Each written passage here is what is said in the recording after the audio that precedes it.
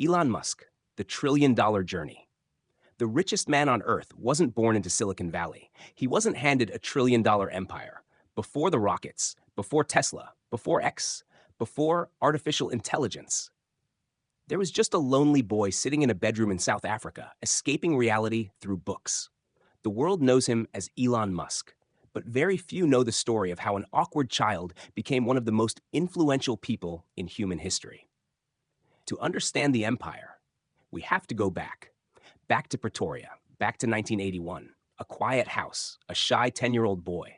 While other children played outside, Elon disappeared into books, science fiction, physics, engineering. Sometimes he read for 10 hours without stopping. By the age of 12, he had already taught himself computer programming. Most children his age were playing games. Elon was building them.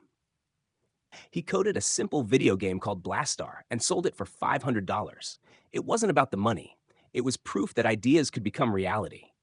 But school wasn't easy. He was bullied relentlessly. Classmates pushed him downstairs. They beat him until he was hospitalized. Every punch taught him something. Pain could either break you or fuel you.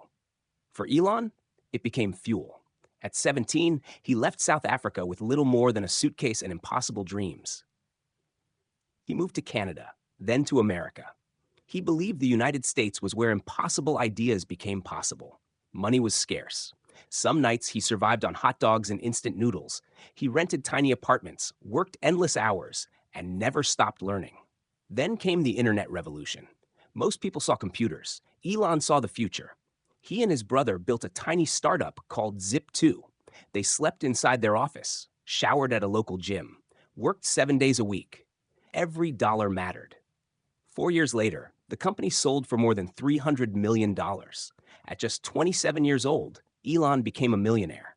Most people would have retired. He doubled down. He invested nearly everything into a new company that would eventually become PayPal. Friends called him reckless. Investors questioned his decisions. Then in 2002, eBay bought PayPal for $1.5 billion. Elon's share was about $180 million. For most people, that was the finish line. For Elon, it was only the beginning. He looked at humanity and saw three problems: climate change, space exploration, and the future of transportation. Everyone said solving even one would take a lifetime. Elon decided to chase all three at once. He founded SpaceX. He invested heavily in Tesla. Later came SolarCity, Neuralink, The Boring Company, XAI, and eventually the acquisition of X. The world laughed. Experts called SpaceX impossible. They said private companies couldn't build rockets. The first launch exploded. Then another exploded. Then another failed. 3 rockets. 3 disasters. The company had enough money for only one final attempt. If rocket number 4 failed, everything was over. Employees would lose their jobs. Investors would walk away. Years of work would disappear. The countdown reached 0. The rocket lifted. Everyone held their breath. This time, it reached orbit. The room erupted in tears. Months later, NASA awarded SpaceX a historic contract. The company was saved. Meanwhile, Tesla was fighting for survival. Production delays, financial losses, constant criticism.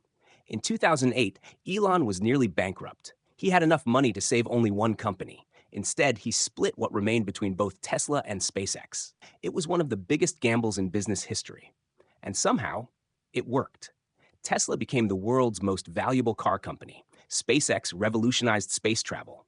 Reusable rockets changed the economics of space forever. Then came artificial intelligence. Again, Elon refused to watch from the sidelines. He launched new ventures, invested in the future, and continued chasing ideas most people considered impossible. Today, his companies shape transportation, communication, robotics, space exploration, energy, and AI. His fortune has reached hundreds of billions of dollars. Some analysts even speculate that he could become the world's first trillionaire if his companies continue growing.